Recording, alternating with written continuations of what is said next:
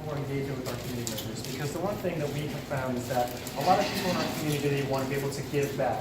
They've been involved in our community for some time, or even if they're brand new. We sort of just say, hey, welcome to the chapter, come to our events. But we never really take the time to actually get to know these people, what drives them, what their interests are, where they can best fit in our community.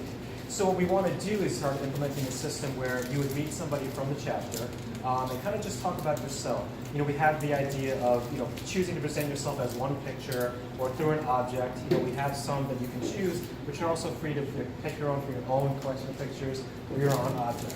This is really just for us to have a much deeper understanding of you, beyond just what you do for a living or how you're connected to the community. It's just who are you, because we want to be able to highlight that in this way. So Diane, what we want to do is, can we get a photo with you and your object? Do you mind? Sure. Showing your picture and your object.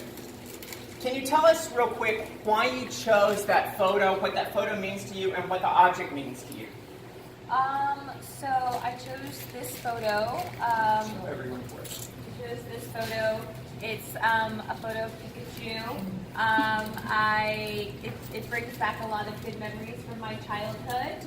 I used to watch the TV show with my little cousins and sister.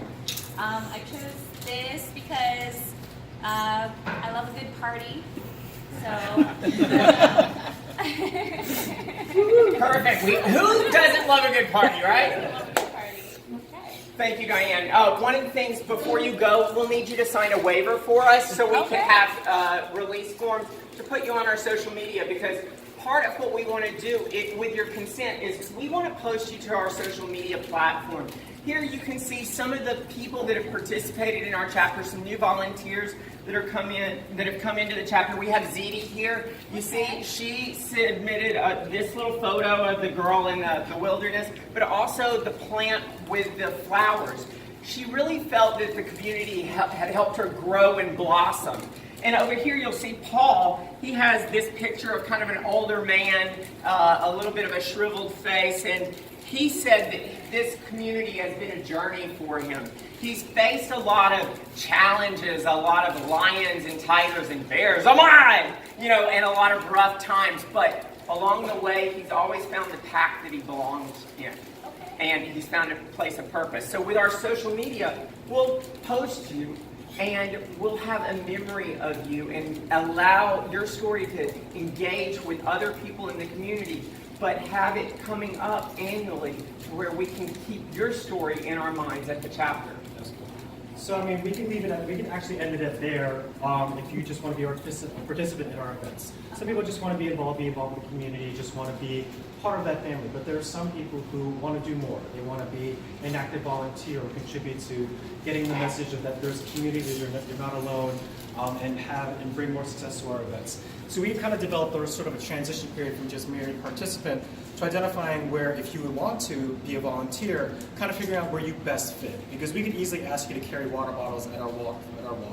But you may have experience in social media, you may have experience in planning, which are far more beneficial for the event, for the chapter, than say those small things. So we have a couple of questions. For example, what are some activities that you do that you get lost in the flow of it?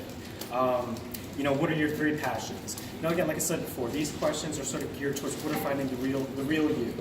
Outside of, again, what's you're good at, but again, what really speaks to you and how we can connect that to the chapter and our mission to improve health outcomes for the entire community.